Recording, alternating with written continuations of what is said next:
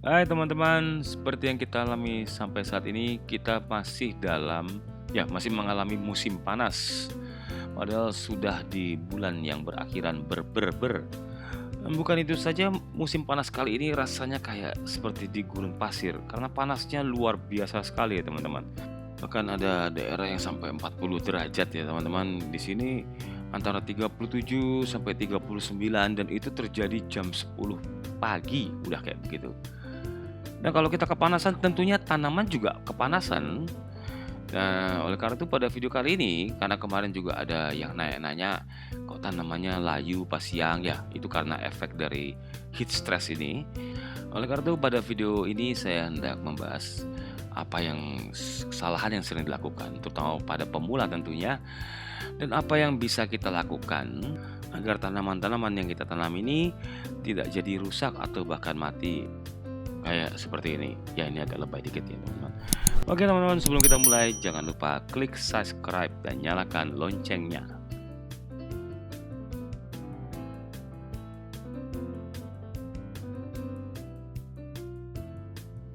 Nah, teman-teman, inilah yang terjadi di sini selama beberapa bulan terakhir ini panasnya luar biasa.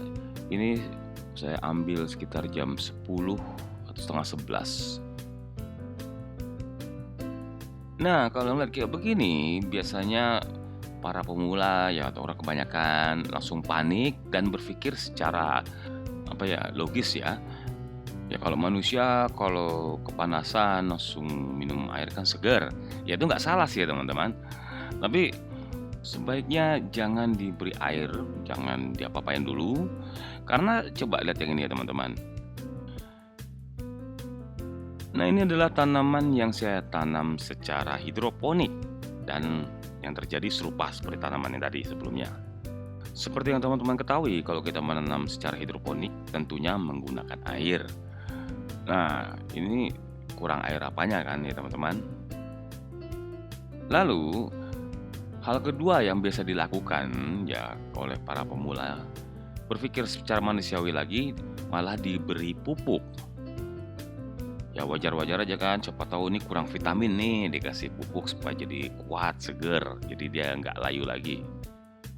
Udah kayak gitu, diperparah lagi, dikasih pupuknya macam-macam. Misalnya udah dikasih pupuk NPK, terus dia lihat, wah belum ada perubahan nih, tambahin lagi. Yang ada bukannya malah jadi seger, tapi malah tambah parah. Lalu, hal manusiawi yang berikutnya yang dilakukan adalah dengan memberikan pupuk daun. Ya kan kalau misalnya kepanasan dimandiin gitu ya, apalagi kalau teman-teman ada yang miara burung, wah ini supaya seger dimandiin, terus dijemur gitu kan, entar jadi seger gitu ya. Ya tapi ini tanaman bukan burung ya teman-teman. Ya burung aja sekarang ini coba deh mandiin jam 10 atau jam 11 gitu ya, di cuaca yang parah banget panasnya, pasti langsung kelepek-kelepek. Bukannya jadi giring malah jadi miring-miring nantinya ya teman-teman ya. Kembali ke tanaman tadi ini ya teman-teman, ini saya cek dulu, ini kekurangan air atau enggak, biar teman-teman lihat sendiri. Kebetulan saya punya alatnya, udah pernah saya bikin reviewnya juga, dan ini alatnya murah meriah banget. Tinggal dimasukin aja.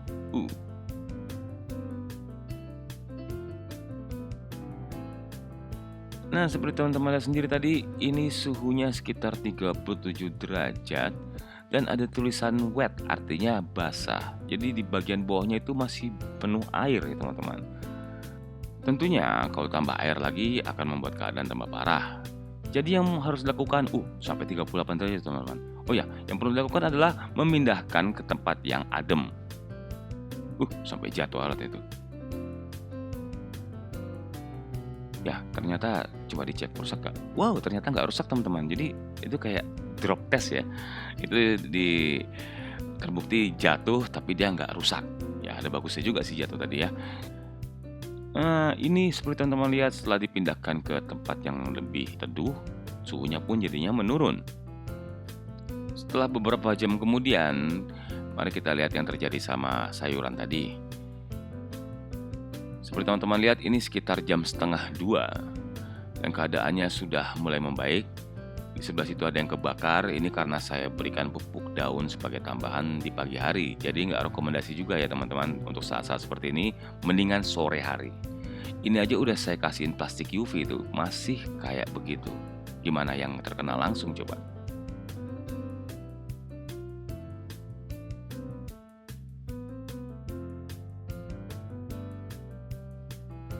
Nah ini ya teman-teman keadaan di jam setengah 5. Jadi tidak perlu dikasih pupuk, tidak perlu dikasih air, juga tidak perlu disemprotin pupuk. Ini semua tanaman terkena heat stress dan cukup dipindahkan ke tempat yang teduh. Lalu jangan lagi dipindahkan ke tempat yang tadi kalau nggak akan mengalami keadaan seperti ini lagi. Ya ini karena salah satunya adalah tanamannya juga belum cukup kuat terkena panas yang luar biasa begini. Jadi lebih baik ditempatkan ke tempat di mana dia kembali segar sampai dia tumbuh lebih besar lagi. Nah gitu ya teman-teman, jadi kalau ngalamin kayak gitu, solusinya cuma satu doang, dipindahkan ke tempat yang teduh dan dibiarkan di situ. Lalu jangan lagi dipindah ke tempat yang panas. Kalau mau berikan pupuk, itu nanti setelah 1 atau 2 hari atau sesuai jadwalnya. Juga kalau memberikan air, itu nanti juga ya teman-teman, kecuali terbukti kalau memang di dalam tanahnya itu kering kerontang, yaitu harus dikasih air dan juga sedikit-sedikit aja, karena kalau kebanyakan nanti dia jadi kaget juga dan stres juga tentunya. Kalau teman-teman tidak mempunyai alat pengukur seperti tadi, jangan khawatir, ada cara lain yaitu dengan menggunakan jari telunjuk kita dan dicolokkan ke dalam tanahnya itu. Nanti kalau masih kerasa lembab ataupun di jarinya itu ada nempel-nempel tanah seperti ini nih, artinya itu masih ada airnya, jadi tidak perlu diberi air dulu. Kalau tangannya takut kotor, apalagi kalau di bawahnya itu ada pupuk kandang kan jijik-jijik gitu ya. Nah, teman-teman bisa menggunakan alat bantu seperti kayu diikatkan ke tisu.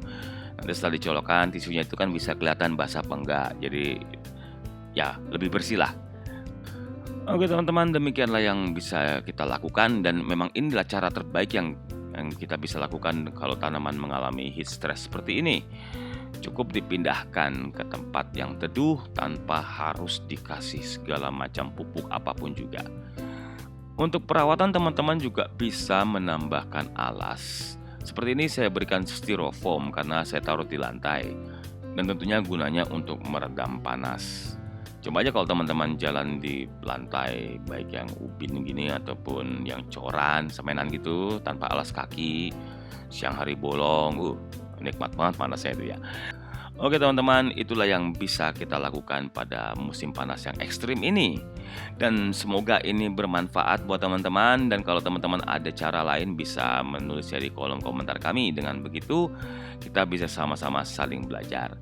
Dan bila video ini dianggap berguna, bisa mendukung kami dengan like video ini. Dan juga bagi yang baru datang bisa subscribe channel ini. Dan juga jangan lupa nyalakan loncengnya. Dengan begitu nanti akan mendapatkan notifikasi dari YouTube kalau kami membuat video-video yang baru. Sekali lagi terima kasih atas perhatiannya. Sampai jumpa.